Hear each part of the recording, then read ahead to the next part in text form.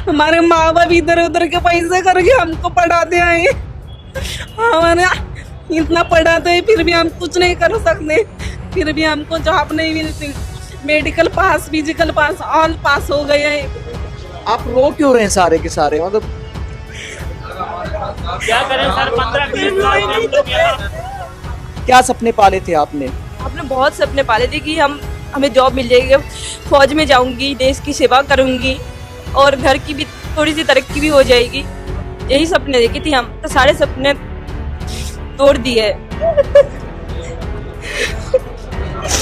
बेटी पढ़ाओ बेटी बचाओ, तो क्या रोड पे बैठाने के लिए हम बेटी पढ़ाएं? चूल्हे चौके ही करवाना था, पकौड़े ही तलवाना था, तो ये बिना पढ़े भी कर सकती हैं सर। नमस्कार, मैं हूं प्रवीण गौतम। दोस्तों, आज पीएम मोदी ने मन की बात की तो एसएससी छात्रों को उम्मीद थी कि युवाओं के मन की बात भी करेंगे, उनके भर्तियों की भी बात करेंगे। लेकिन यहाँ पर देश भर से बेटियां तक प्रदर्शन को मजबूर है। मैं दिखाना चाहूंगा कि देश भर से बेटियां और बेटे भर्ती के मुद्दे पर यहाँ आए हैं। इनका मुद्दा मैं बता देता हूँ। 2018 की भर्ती का विषय है एसएससी का पैरामिलिट्री फोर्सेस में भर्ती के लिए, जहां पर तमाम टेस्ट पास करने के बाद भी इनका नंबर नहीं आया और नई वैकेंसी निकाल दी गई। इनका कहना है कि जब हमने तमाम टेस्ट पास किए हैं तो पहले हमको भर्ती करना चाहिए, क्योंकि बहुत सारी छात्र छात्राओं की उम्र भी निकल गई है। तो इससे आप इनके दर्द और मजबूरी को समझ सकते हैं। आप कितने दिन से यहाँ पे? 15 दिन। आप रो क्यों रहे हैं?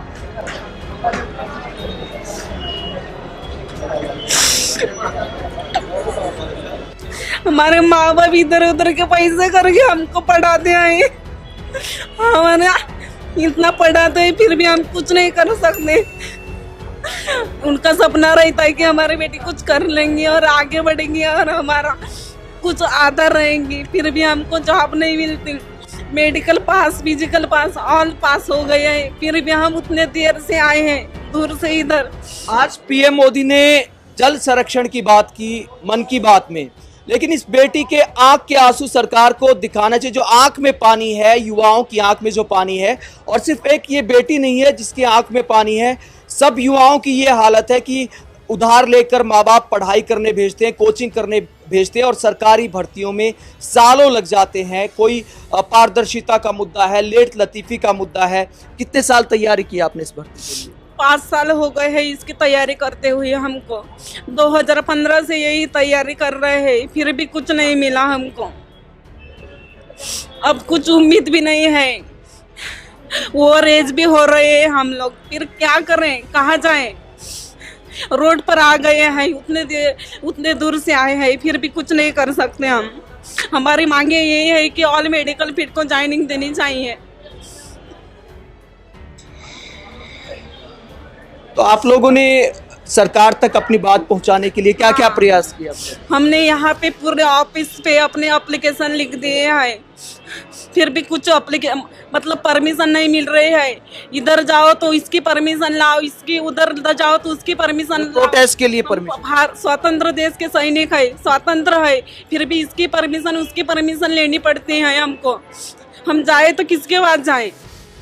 आपको लगता है कि आप महाराष्ट्र से चल के दिल्ली आई हैं, तो सरकार के कानों में आपकी बात पहुंचेगी, कुछ असर करेगी लगता है?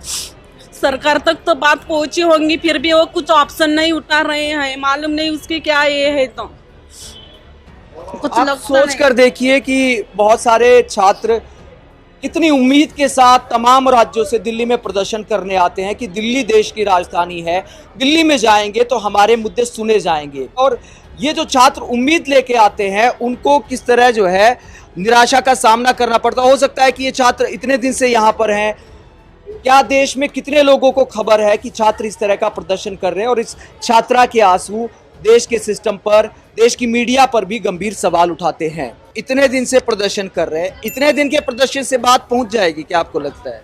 सर कम से कम पहुंचेगी नहीं तो कम से कम तो हमारे देश के जनता यूट्यूब के माध्यम से, सोशल मीडिया के माध्यम से तो जानेंगे, तो देखेंगे तो कि ये कैसी सरकार है जो हमारे बेटी बेटे सबको सड़क पे लाके खड़े कर दिए। आज किसान, लड़के लड़कियां सब सड़कों पे हैं सर।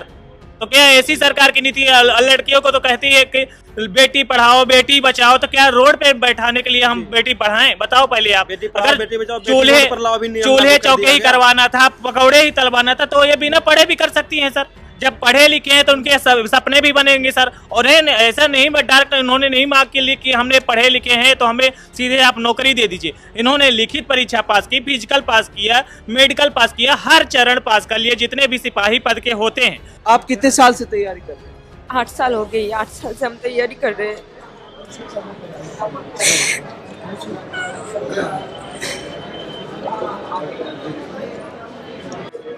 आप रो क्यों रहे हैं सारे के सारे? मतलब क्या करें सर, 15-20 साल से हम लोग यहाँ मर रहे हैं सर। कोई सुनने वाले, ना मीडिया आ रही, ना सोशल मीडिया आ रही, कोई कुछ आ रहा है सर। क्या करें हम लोग, बताइए आप। कहाँ जाए? यहाँ से भी जिससे निकाल देंगे तो हम कहाँ जाएंगे सर? किसके पास जाएंगे आवाज सुनाने के लिए? जहाँ भी जाओ तो हम लोग को। कितने साल से तैयारी कर रहे हैं? सर 8 साल से तैयारी कर रहे हैं। पहले भी एग्जाम दी थी, फिर से मेरिट से बाहर निकल गई, फिर से तैयारी की, फिर से एग्जाम दी, फिर से मेरिट से बाहर निकल गई। तो जाए कहाँ? मोदी सरकार बोलती है कि बेटी बचाओ बेटी पढ़ाओ, और हम ऐसे सड़क पे खड़ी हूँ सर।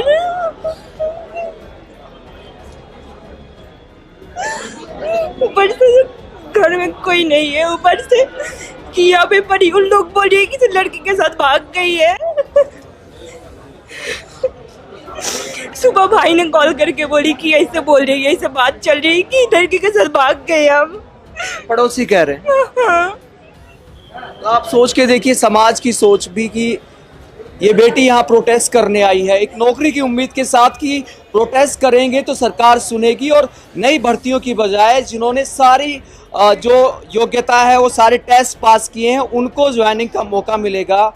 और यहाँ पर ये बेटी रो रही है और वहाँ पर समाज भी बदनामी कर रहा है, सरकार सुन नहीं रही, मीडिया दिखा नहीं रहा है। तो आप सोच कर देखिए कितने बेमतलब के मुद्दों को देश में महत्व दिया जाता है और उन बेटियों के आंसू किसी को दिखाई नहीं देते। लगता है आपको असर पड़ेगा इस तरह प्रोटेस्ट करने से या फिर रोने से भी कोई असर पड़ेगा? कुछ नहीं करेगी ये सरकार, उनको तो पता चली गई है कि हम लोग यहाँ पे है, फिर भी कुछ नहीं कर रहा है। अगर पर्याप्त संख्या में जो रिक्त पद है उसकी भर्ती निकली होती तो अब तक आप भर्ती हो चुकी होती। हाँ, अगर वैकेंसी खाली है, नया वैकेंसी ला रही है, तो हम जो बच्चे फिट हुए हैं उनको ज्वाइनिंग क्यों नहीं दिया जा रहा है? नए की क्या जरूरत है? उन्होंने बोलते हैं कि वैकेंसी खाली नहीं है, तो फिर नए वैकेंसी आ कहाँ से रही है? तो आपने कितनी उम्र में तैयारी की शुरू की थी जब एसएससी? से 18 साल की उम्र से मैं शुरू कर दिया। 8 साल हो गए। हाँ। बाबा क्या करते हैं आप? बाबा ऐसे काम करती है, क्या काम करते हैं? लकड़ी की काम करती है। लकड़ी का काम, बढ़ई है। हाँ। तो आप सोच कर देखते हैं एक बढ़ई की बेटी है, उम्मीद करती है कि जो पिता ने मेहनत की है तो सरकारी नौकरी मिलेगी तो परिवार का मुकद्दर बदल जाएगा और एक अच्छे पद पर जाकर देश की सेवा कर सके। क्या सपने पाले थे आपने? आपने बहुत सपने पाले थे कि हमें जॉब मिल जाएगी, फौज में जाऊंगी, देश की सेवा करूंगी और घर की भी थोड़ी सी तरक्की भी हो जाएगी। यही सपने देखी थी हम, तो सारे सपने तोड़ दिए। आपके पिता क्या करते हैं? मजदूरी करते हैं। अच्छा।